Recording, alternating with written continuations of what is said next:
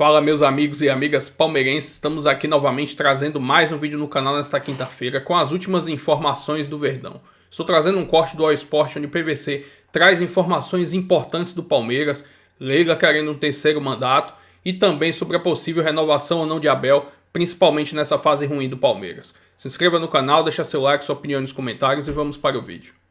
E aí, PVC, tudo bem? A gente vai falar de muita coisa. Uma das coisas que estão acontecendo entre continuidade do Abel e continuismo da Leila. A gestão da Leila é muito boa. Não se discute isso. Não estou discutindo a gestão da Leila. Estou discutindo uma ideia que surge no Conselho Deliberativo de permitir um terceiro mandato. Aí não. Aí não. A derrocada do São Paulo começa com o terceiro mandato do Juvenal. Não se trata de um mandato ser bom ou ser ruim. Trata-se de cumprir o rito institucional. Então, você tem 2 mandatos, termina o segundo mandato, fica o mandato fora, se for o caso, retorna, porque o estatuto permite. Mudar o estatuto para ter terceiro mandato é achar que só uma pessoa pode dirigir.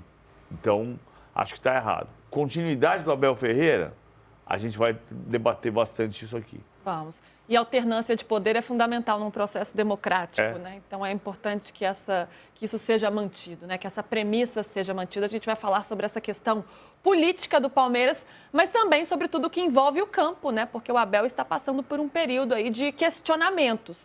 E é o tema da nossa enquete. Foi uma enquete até polêmica, viu, gente? Rolou um debate aqui antes para a gente ver se faria essa enquete.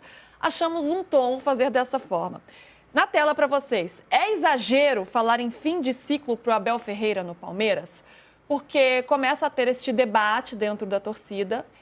Minha opinião pessoal, não acho certo o Abel ter um fim de ciclo. Acho que, né, por tudo que ele já construiu aí na frente do Palmeiras, ele tem muito lastro, muito respaldo. A gente critica muito todas as demissões, a forma como o futebol brasileiro gira, mas é um debate que está rolando na torcida do Palmeiras, então a gente trouxe para vocês também. PVC, é exagero falar em fim de ciclo para o Abel? Não, eu acho que você forçar o fim do ciclo é um exagero. Você discute.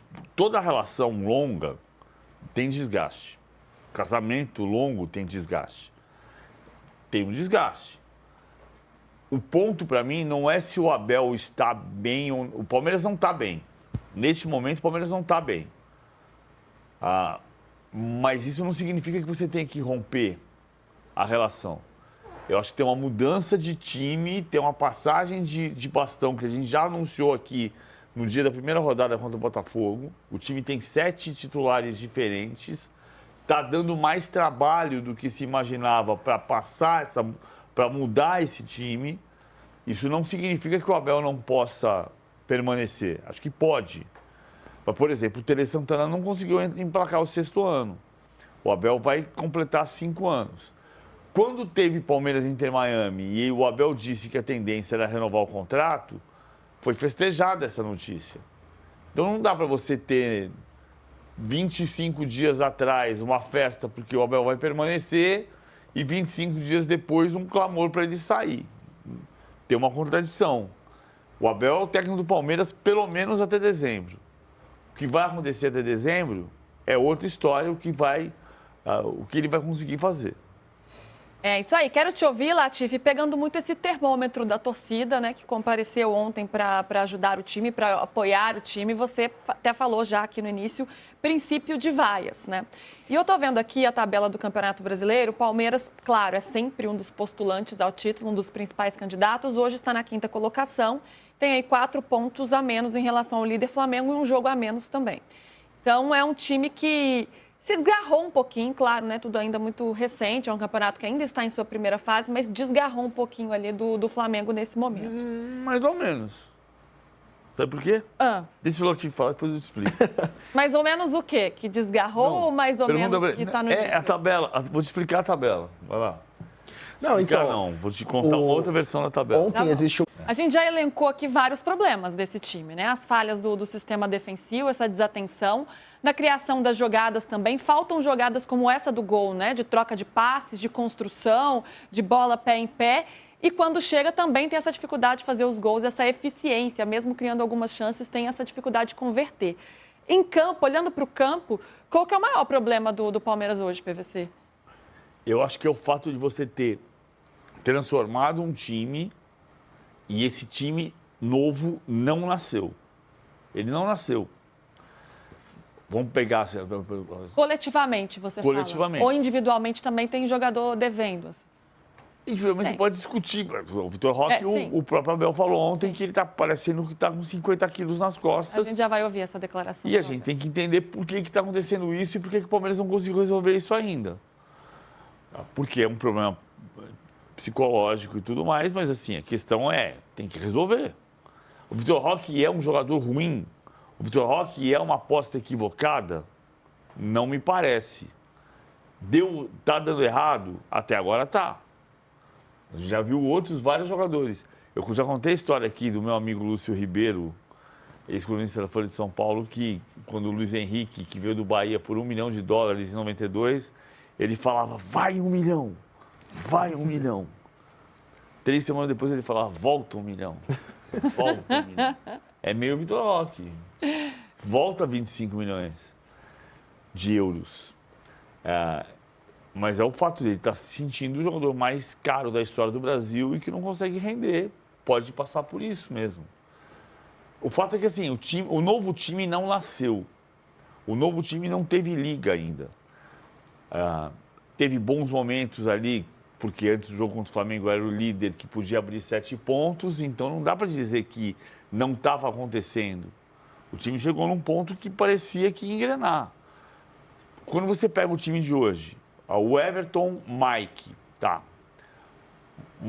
Bruno Fux, Gustavo Gomes Piquerez, Bruno Fux, Aníbal Moreno, Richard Rios. Até aqui tá tudo certo. Você tem 6 titulares que não existiam. Então você tem um time que precisa reconstruir um jeito de jogar. E isso pode ser química, rápido, amor à primeira vista, ou pode demorar um pouco mais. A gente falava isso desde o Paulistão, né, PVC? Desde o início do ano a gente está falando dessa troca de guarda, dessa reformulação que o Palmeiras vem passando. Mas quando a gente fala desse Palmeiras, é inevitável que a gente fale sobre os investimentos. Não tem como não associar e o torcedor, claro, faz isso. E aí, PVC? Tem algumas coisas equivocadas. Por exemplo, quando o repórter... Você sabe quem é o repórter? É o Capelanes da Band. O Capelanes da Band. Pergunta se é a pior versão e ele responde, isto é uma opinião tua, eu não posso discutir. Não era uma opinião, era uma pergunta. Isso está se misturando muito nas coletivas de uma maneira, me parece, como jornalista, no meu papel de jornalista, me parece um equívoco.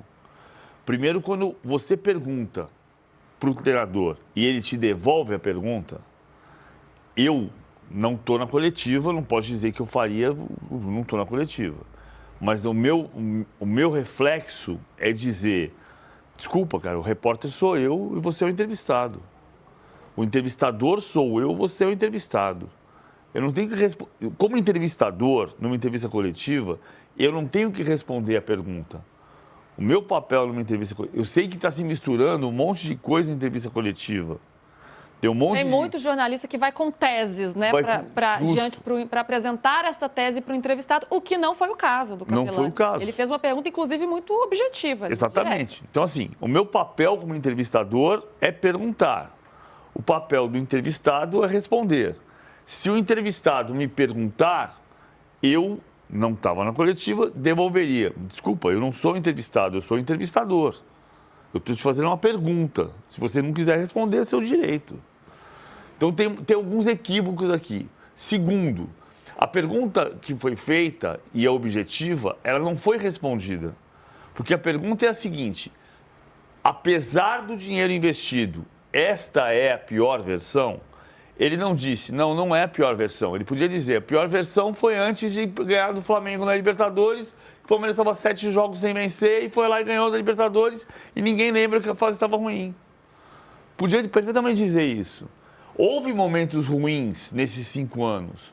Houve momentos difíceis em 2020 e em 2021. Em 2020, quando o Palmeiras empatou com o América Mineiro na semifinal, tinha gente dizendo que não tem nenhuma chance de ganhar a Copa do Brasil. Ia ganhar a Copa do Brasil contra o Grêmio. Então, é muito determinista dizer, acabou o ciclo. Não sei. A gente tinha certeza que o Paris Saint-Germain ia ganhar do Chelsea. O Chelsea massacrou o Paris Saint-Germain. O Palmeiras pode reagir contra o Atlético domingo. O que é fato, e aí sim é um ponto importante, o Palmeiras não está jogando bem nesses últimos 30 dias. E depois de ele não gostar da pergunta, ele mesmo admite, né, que não é um bom momento, né? Ele fala isso. Mas a gente sabe que o Abel, ele arruma soluções, muitas vezes, em momentos de adversidades, né? Ele já apresentou aí essa valência de sair de situações, de tirar um coelho da cartola ali nos momentos difíceis. Agora, Latifi, você que acompanha muito, né, esse Palmeiras por dentro, internamente, há uma pressão em relação aos reforços? Tipo, olha, a gente sabe do respaldo que o Abel tem com a Leila, isso é público e notório, que ela quer a renovação do contrato até o fim da gestão dela, isso todo mundo sabe. O Abel jamais correria riscos com a Leila. Mas há um pensamento de que não foi feito um investimento muito grande, então a gente gostaria de ver um futebol melhor sendo apresentado em campo? Luiz, o Palmeiras ele protege muito bem os reforços, né? É um time que sempre prega a paciência com esses jogadores. A justificativa é que demora um tempo para se adaptar, que chegar no Palmeiras é um choque de realidade muito grande para muitos atletas, que a rotina no Palmeiras é diferente. O Abel já falou isso algumas vezes. Então, o Palmeiras ele não está tentando fazer uma caça às bruxas nesse sentido e está buscando muito mais se reconectar com o torcedor. O Palmeiras viveu dias muito bons com o torcedor no Mundial de Clubes. Todo mundo se sentiu muito bem com essa volta da conexão entre torcida e grupo, né, em elenco. E ontem o Abel falou sobre isso, elogiou a torcida. Hoje o Palmeiras se reapresentou e o Fux conversou com a TV Palmeiras e ele também disse, falou, a gente precisa voltar a vencer em casa para buscar essa reconexão com a torcida que a gente teve no Mundial, ele mesmo disse. Então o Palmeiras está nessa busca de conseguir receber de volta esse apoio do torcedor. Como a gente falou ontem, o resultado que todo mundo esperava era uma vitória e a torcida do Palmeiras começou com um princípio de vaia. Só que se não vence o Atlético Mineiro no final de semana, esse princípio pode virar algo ainda maior. Ainda mais porque esse é o terceiro jogo consecutivo sem triunfo no Brasileirão. E essa distância para quem está lá na frente fica aumentando. Apesar da rodada ter sido positiva, né, PVC? Foi. É aí que eu ia falar da tabela. Porque, vamos botar a tabela se a gente puder? Vamos. Vamos trazer a tabela aí. Eu gosto, como algumas pessoas sabem, de fazer a conta por pontos perdidos. Então, o Palmeiras está em quinto lugar, 4 pontos abaixo do Flamengo. Isso, certo? Certo. Só que ele tem um jogo a menos. Certo. Então, significa que o Flamengo disputou em 13 jogos, o Flamengo disputou 39 pontos e ganhou 27. Ele perdeu 12. O Cruzeiro disputou 39 pontos e ganhou 27. Perdeu 12.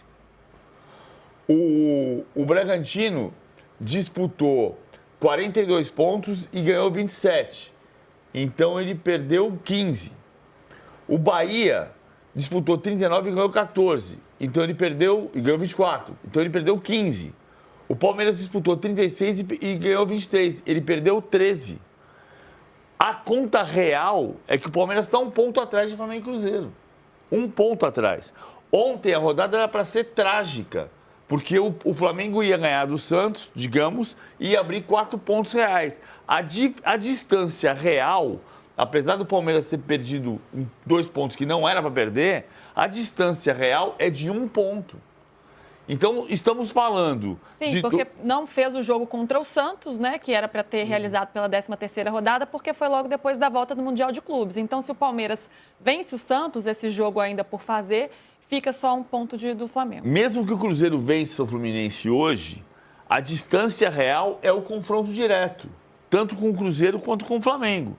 E nós estamos falando da 14ª rodada, ou seja, contra o Flamengo é difícil porque é Maracanã, e é claro que até chegar ao Maracanã... Como diz o Crespo, ainda bem que é só uma vez. Graças a Deus, ele falou. Graças a Deus.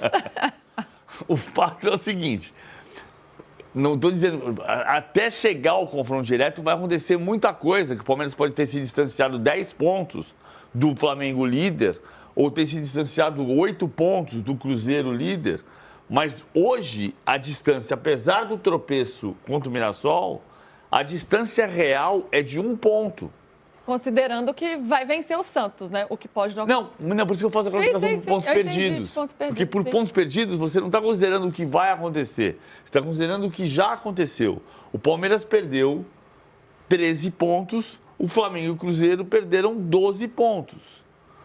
Os pontos que você vai vir a perder são outras questões. Mas hoje a distância concreta é de 1 ponto. Algo que tem perdido. preocupado esse time do Palmeiras, né, entre algumas preocupações, é o desempenho em casa, no Allianz Parque. Ainda não venceu em casa nesse Campeonato Brasileiro. A gente tem alguns números aí, vamos dar uma olhadinha? Jogos no Allianz pelo Brasileirão. Então, Palmeiras, desde o ano passado, desde 26 de novembro aí de 2024, perdeu para o Botafogo. Desde a emboscada da Mancha. Pois é, em 8 de dezembro, foi derrotado pelo Fluminense, que foi na última rodada, né?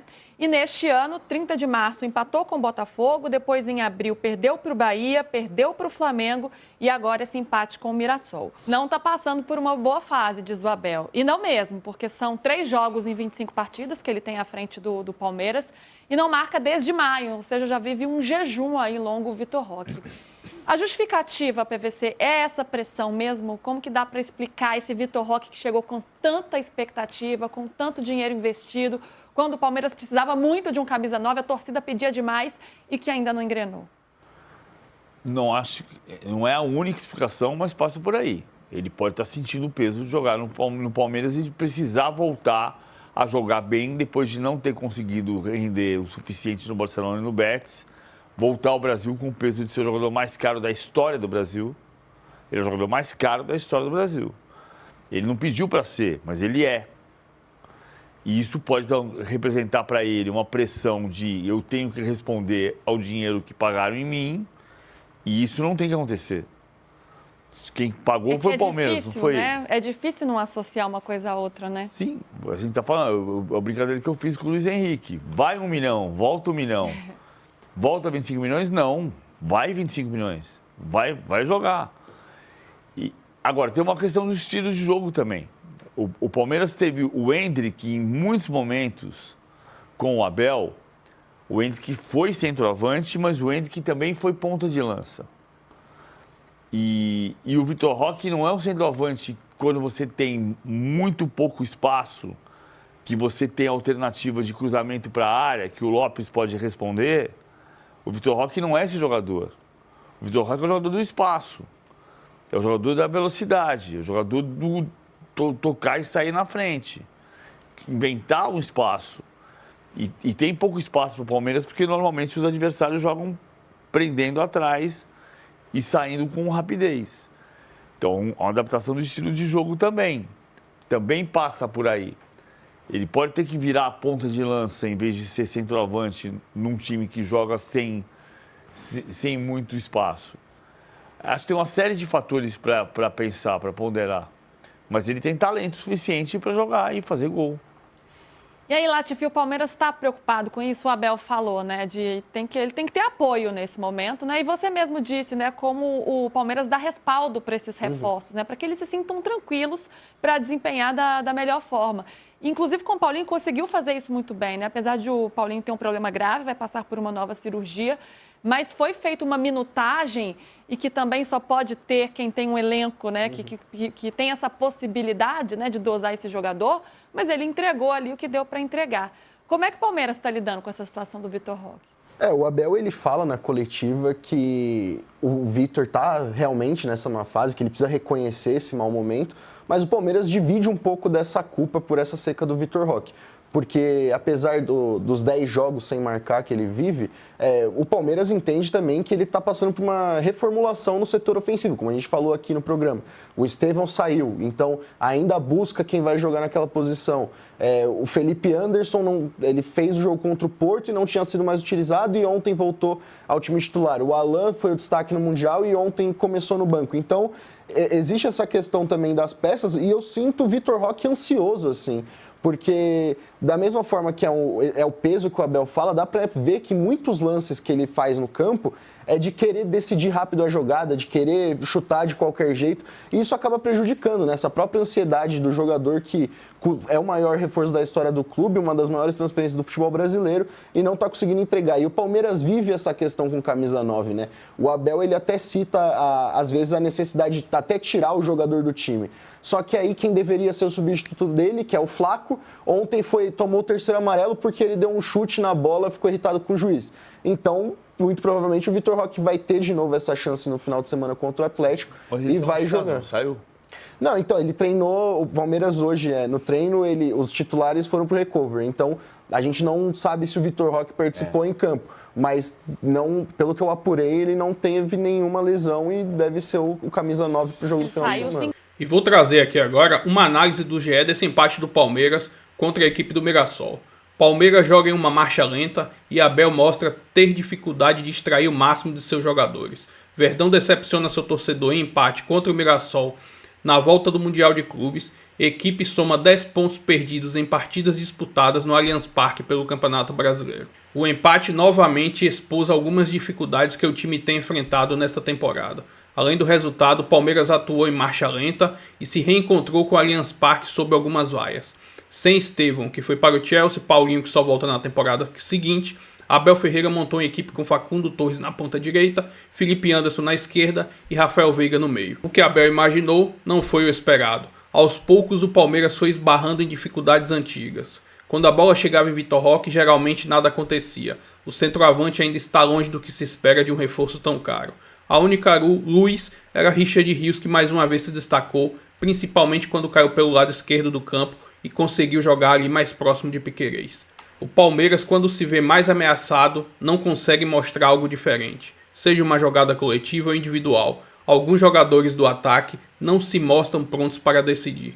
Se no primeiro tempo Vitor Roque deixou a desejar, na etapa final seu substituto Flaco Lopes errou demais e desperdiçou alguma chance, assim como Alan Felipe Anderson, que chegou para ser um jogador de decisão e ainda não mostrou para que veio.